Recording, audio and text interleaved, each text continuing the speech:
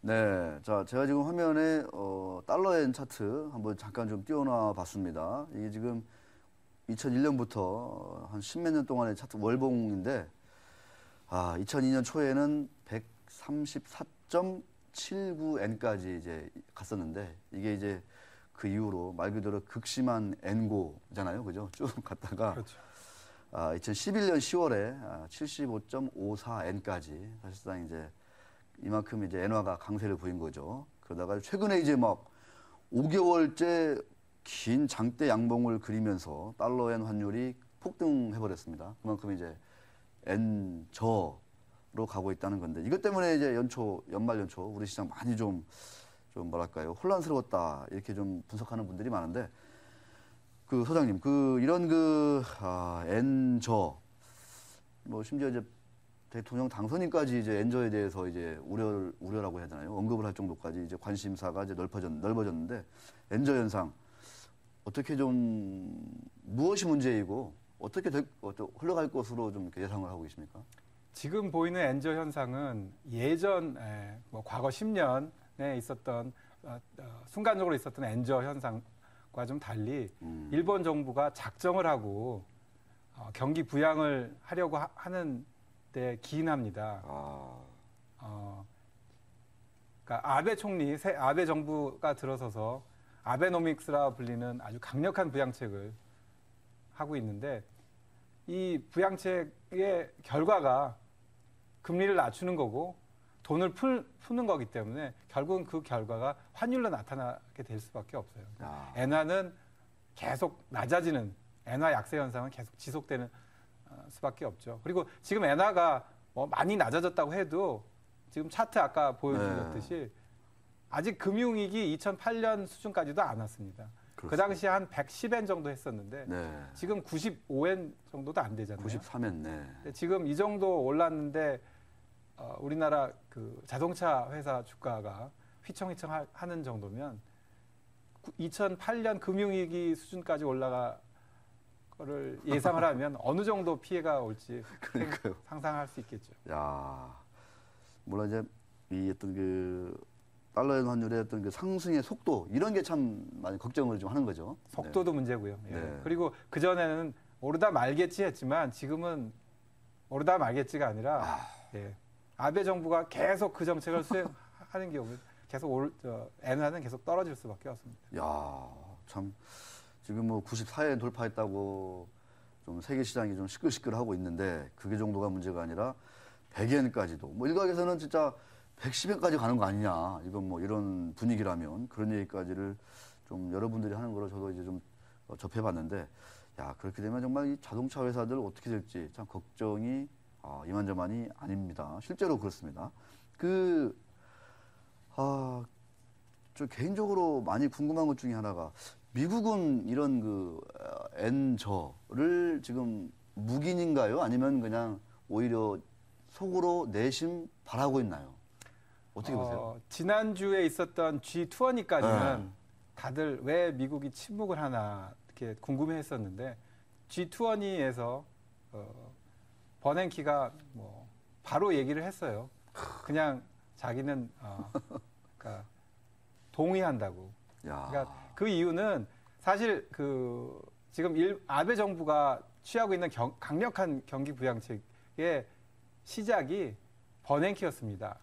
버냉키가 2000년도에 지금 FRB 의장이지만 그 당시는 이제 FRB 의사로 있었을 때 프린스턴 대학 교수면서 그 당시 몇 편의 논문을 발표를 하는데 그 논문의 내용이 뭐냐면 이렇게 일본처럼 장기 불황, 초저금리를 갖고 있었던 국가인데 불황에서 벗어나지 못하는 그런 국가를 대상으로 그 불황을 벗어나기 위해서는 정말 극약의 처방이 필요하다.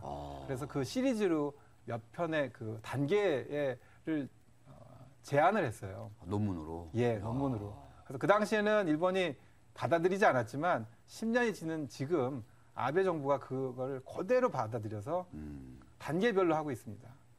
그러니까 뭐 버냉키도 사실 버냉키가 미국의 FRB 의장을 맡은 뒤로 미국 경제를 회복시키기 위해서 취한 조치도 그 사람이 제시한 그 4단계 중에서 3단계까지는 왔거든요. 어, 아베 정부도 똑같이 3단계까지 왔습니다. 그래요. 마지막 단계는 이제 환율을 건드리는 건데 환율을 직접적으로 건드리지는 않고 3단계까지만 가도 그게 환율을 건드리는 거기 때문에 야, 그래서 저 버냉키 씨가 뭐 헬리콥터 벤인가 뭐 이런 별명을 얻었군요, 그러니까. 뭐, 뭐 다른 이유로 또 그런 별명을 얻었지만 일단 버냉키는 불황을 전공한 학자입니다. 야, 그래서 이 버냉키가 제시한 그 논문의 내용이 그 당시 발표 당시는 굉장히 획기적이었어요. 사람들이 안 믿었지만 그 자신의 논문의 내용을 미국 경제에 그대로 적용을 했고 지금 뭐 절반 정도는 성공했다고 다들 인정을 하니까. 그리고 일본이 그걸 그대로 따라서 일본한테 적용을 하고 있습니다. 일본은 20년 동안 불황에서 벗어나지 못했잖아요. 네. 이 모델로 만약에 벗어나게 된다면 버냉키의 모델이 그 제2의 케인즈 모델이 되는 거죠. 노벨상 타겠는데요, 보니까. 버냉키요. 네. 제2의 케인즈 모델. 네. 실제로 그럴 수 있겠어요. 진짜 대공황 전문가가 그거를 공부해가지고 여러 가지 4단계 어떤 모델을 제시했는데 그거를 그대로 했더니 20년 불황에서 일본 경제가 벗어나더라. 야, 이거 뭐 정말. 뭐 지금 한 일본 새 아베 정부가 들어선 지 몇 개월 안 됐지만 벌써 많은 효과가 나타나고 있습니다. 네. 주가들도 지금 엄청나게 주가도 많이 올랐죠? 뛰었고 네. 뭐 일본 빅3라고 하는 자동차 회사들의 뭐 영업 이익이 마진이 굉장히 많이 올라가고 있어요. 실제로. 예. 네. 아니 웬만한 일본의 그 수출 IT 자동차 이 대기업 대형주가 뭐 한 최근 한 2-3살 사이에 막 100% 오르고 막 이랬더라고요 이게. 그렇죠. 예. 이거 보면은 정치인들 입장에서는 상당히 좀 유혹을 뿌리치기 힘들다 이런 생각도 듭니다.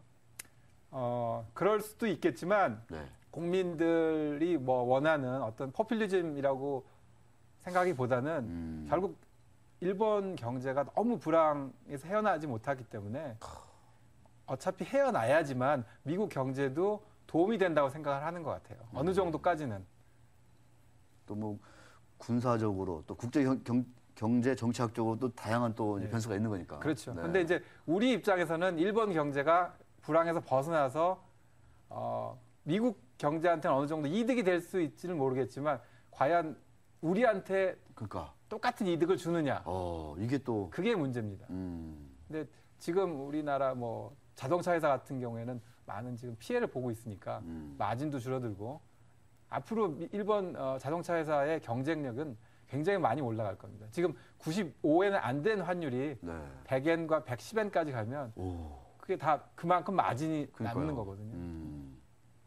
가만히 앉아서 그죠? 그렇죠. 네. 네.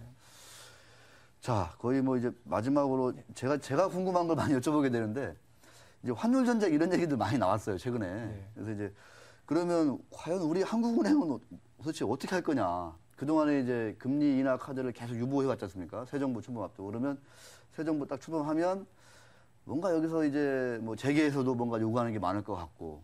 그럼 이 수출 기업들 특히 이제 대기업 우리나라 대기업들도 적잖게 지금 스트레스를 많이 받고 있을 것 같아서. 우리나라 이 새 정부라든가 중앙은행 어떻습니까? 이 환율 전쟁에 임하는 태도 어떻게 좀 될 것 같으세요? 환율 전쟁은 마지막 단계고요. 그 전 단계를 우리나라 아직 안 했어요. 네. 미국이나 일본 같은 경우에는 1, 2, 3 다 단계를 했죠, 지금. 했죠. 네. 그러니까 환율 전쟁이라고 우리가 말은 표현하는데 가장 극단적인 방법인 거고 우리나라가 취할 수 있는 여러 가지 방안들이 많이 있습니다. 경제를 부양시키고 성장시키기 위해서는 뭐 금리 인하도 그 중에 하나고. 그렇지만 금리 인하를 하려고 하면 사실 어떤 성장의 비전이 먼저 제시가 돼야 됩니다. 그런 게 제시가 안 되면 금리 인하를 할 이유가 없습니다. 괜히 인플레만 야기시킬 뿐이지. 알겠습니다. 자, 성장 비전을 제시하고 그거에 입각해서 뭐 금리 인하 같은 어떤 경기 부양책 이런 것들이 뒷받침돼야 우리 시장도 반응할 것이고 실물 경제도 좀 이에 따라서 좀 이렇게 살아나는 그런 어떤 선순환 국면으로 갈 것이다. 이렇게 정리를 해 주셨습니다. 자, 강 소장님, 아주 그냥 좋은 얘기도 오늘 참 많이 들었던 것 같습니다. 우리 시청자분께도 많은 도움이 됐을 것 같습니다. 자, 주말 잘 보내시고요. 수고하셨습니다. 예, 감사합니다. 네, 고맙습니다.